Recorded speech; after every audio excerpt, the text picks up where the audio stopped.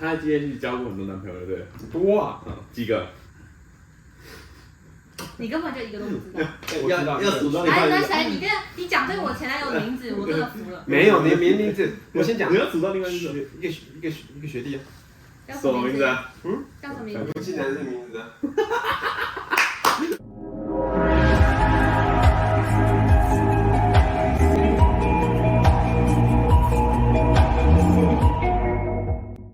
Hello， 大家好，欢迎来到这个我们 Go to NTU 我要上台大的现场。好，今天呢，我们请到这个奎哥在这边，他们刚刚两个相视一笑奎哥这个频道主。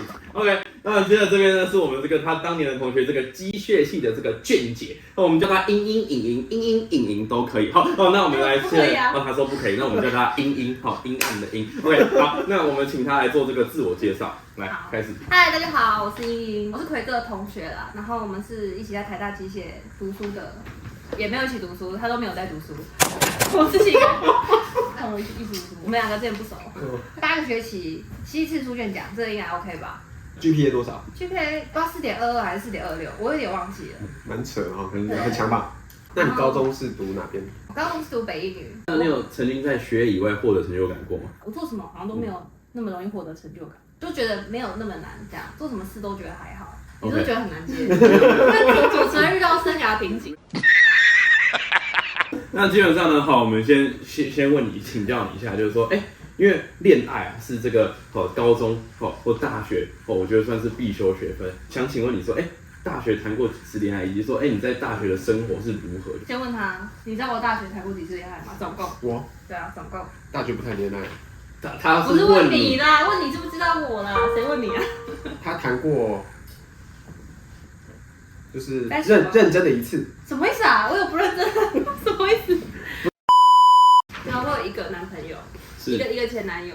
像你这种学霸的女生，那你会喜欢学霸的男生吗？没有啊，我的前男友成绩应该没有很好。就是很多高中学生，他们一些小男生，他们就喜欢班上一些成绩很好的女生，但他们就会担心说，他自己成绩是不是不够好？哦。他会觉得女生会看不上他。没有我觉得。所以要让女生心动，或者是用另外一种感觉，不用用成绩，要用另外一种其他方式，都可以让女生获得女生的青睐。接着呢，你觉得呢？假设你当年学测满积分或者只考前50你会选择什么样的科系去做就读？我觉得应该会选电机系吧，我非常的看。所以你觉得机械系不如电机系的点在哪里？以及你在机械系学到了什么？这4年给你什么样的这个收获？如果是当时的话，一定是选电机系，因为觉得电机很屌，75级才考得上。感觉就特别屌，只有75级分的人才可以考上，其实我也不一定考得上，是的，就会想去念。但是如果现在的话，就直接送进资工系吧，反正就人生走到底都要写扣，那就早点开始好了。这个问题我就想问一下奎哥，你在机械系学到了什么？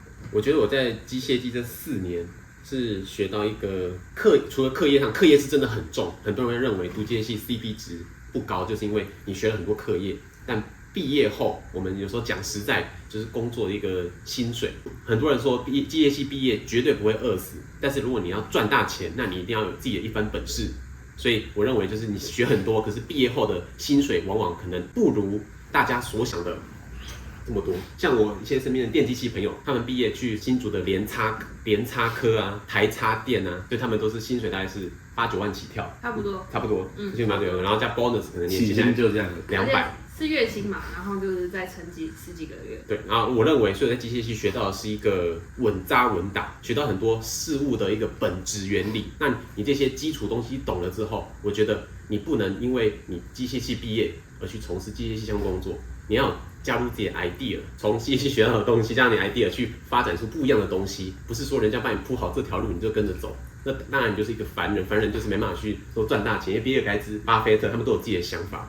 奎哥呢，就是说他希望在大学呢走一道比较宽广的路，他不希望把自己的路受限，比如说他就不可能念医学系嘛，医学系以后就当医生，他希望把他的路变得很宽广，他在最后再选择其他的路，因为成就看个人嘛，未来的这个未来的行业呢就是看造化。奎哥的意思说，在机械系它是一个相对可以学到各个部分的一个科系，然后最后他再去做选择，因为他可能当时是迷茫嘛。我们有每个寒暑假都有办这个科系探索多领袖营，就是因为呢，当时我们受到很多贵人的帮助，我们希望在这个营队呢，能够把我们以前的这个所学给别人鱼吃，不如教别人怎么钓鱼。我们希望给学员的是一个渔网，而不是几条鱼。这个是我们办这个营队的宗旨。咪咪。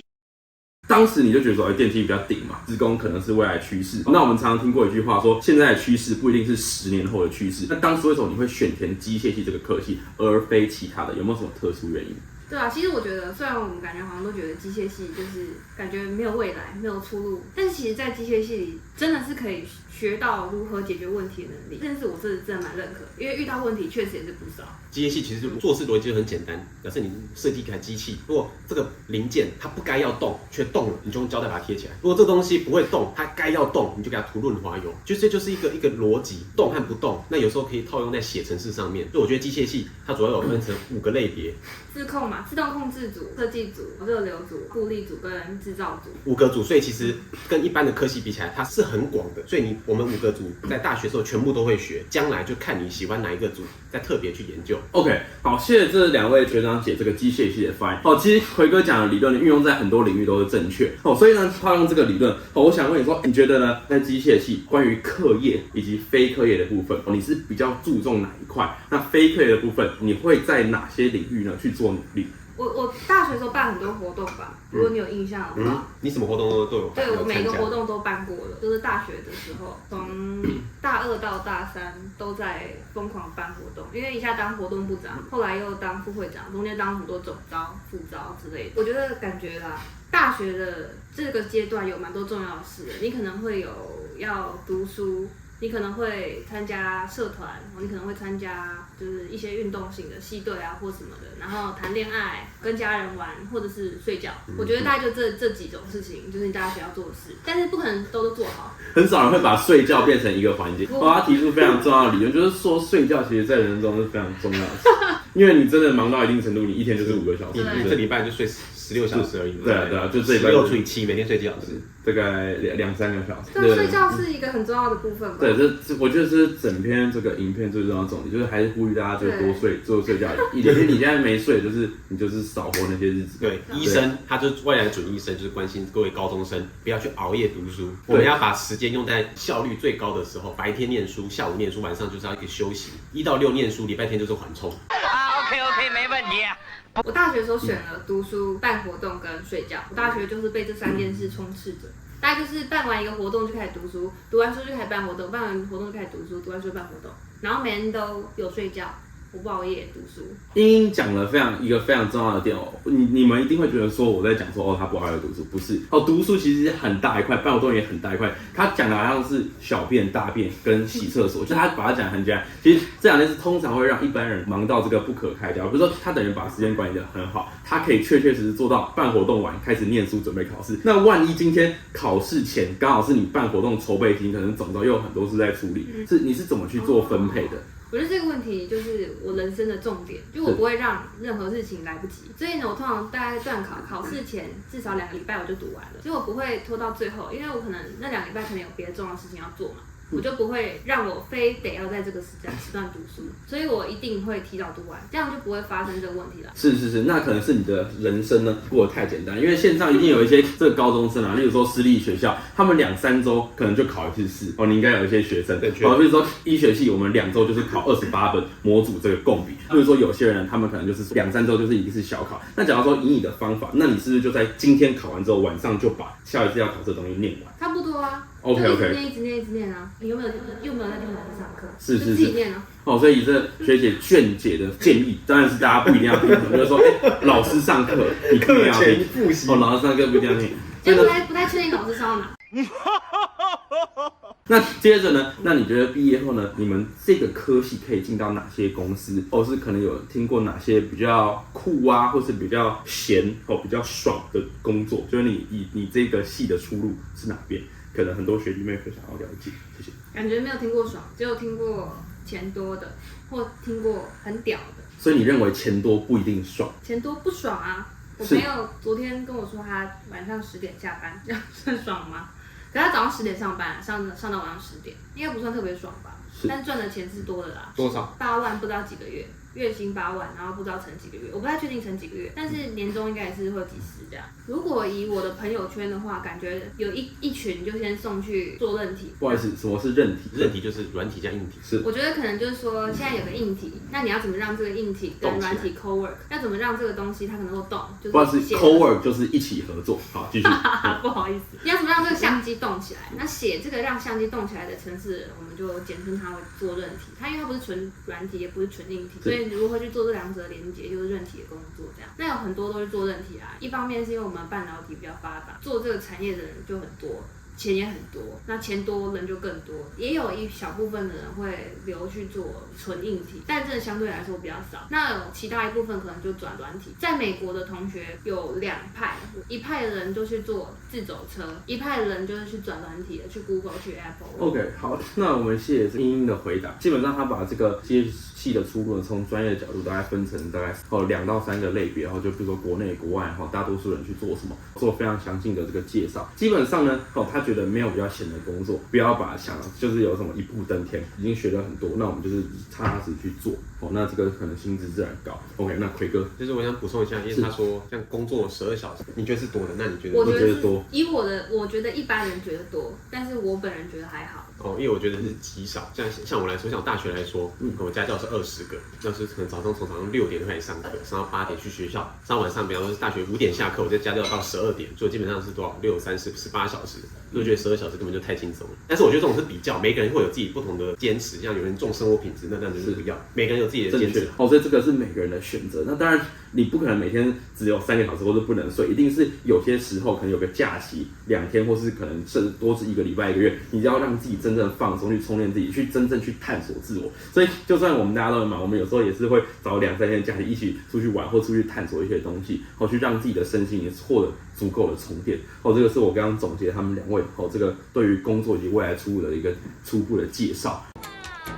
厉害！这个机械系确实呢，能够修到什么样的课程，或是学到什么样专业的能力，能够把它讲得简单一些嘛？我觉得我可以就刚刚奎哥有提到，我们系上5个组嘛，控制、设计、热流、固力跟制造组，基本上5个都要学，因为这5个组是我们研究所才会去分开。控制组的话，最大宗的我觉得应该还是走机器人，那它就会跟电机系的东西稍微靠拢一点。所以如果你读机械系，然后想要靠电机那边一点的话，是会学到的。那设计组的话，就是真的还蛮偏硬体的，那原则上就是机构零件等等的，你要会画图，然后你以后可以当机构工程师。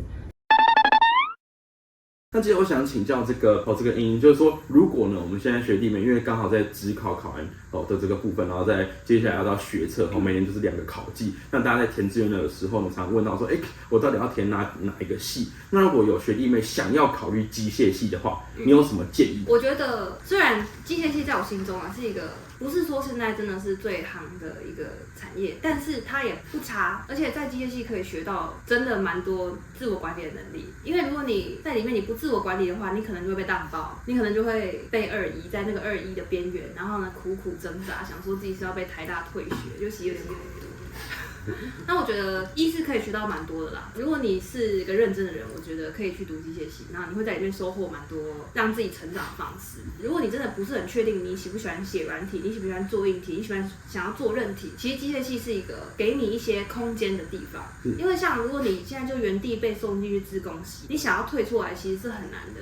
我现在想要去做个投影机，我以后想要做一个硬体开发的人，你有办法吗？完全不可能，绝对走不出来，因为他们已经把太多旧时代的东西都抛弃了。如果你要进去这种类型的科系，要再退出来做别的2类的工程师行业的话，其实有点难。但是像如果在机械系的话，你可以有本事走得进去，就是你读了机械系之后，你想要走进去软体是不难的。这我觉得是一个还算蛮大的优点。如果你对你的未来不是说那么有把握、那么确定的话，机械系是一个可以给你很多方向的一个地方。但是可能这也是相对来说一个缺点吧，就你很容易你读完4年之后，你还是不确定自己要干嘛。所以这个可能就看个人，这也不能说是优点或缺点。机械是一体两面的，你学很多东西，同时你可以看很多东西，但是反过来，如果你没有一个核心的思想，那你就会被迷失。那第二个是，我觉得机械系的好处是，你读机械系，你会去学资工系的东西，但资工系不会来学机械系的东西，不同的角度去学东西。像电机系也不会来学机械系，没有看过电机系辅机械的，机械辅电机是一堆。所以我觉得在学完硬体再去学软体，绝对是比纯软的还要有一点竞争力。在实作上，假设自己开公司自己做东西的话，它的竞争力我觉得是比较强的。今天机械系的影片就到这边。那大家如果还要想看什么台大学霸的分享，欢迎在底下留言给我们。如果今天影片大家还喜欢，欢迎按赞、分享、订阅。那我们下次再见，拜拜。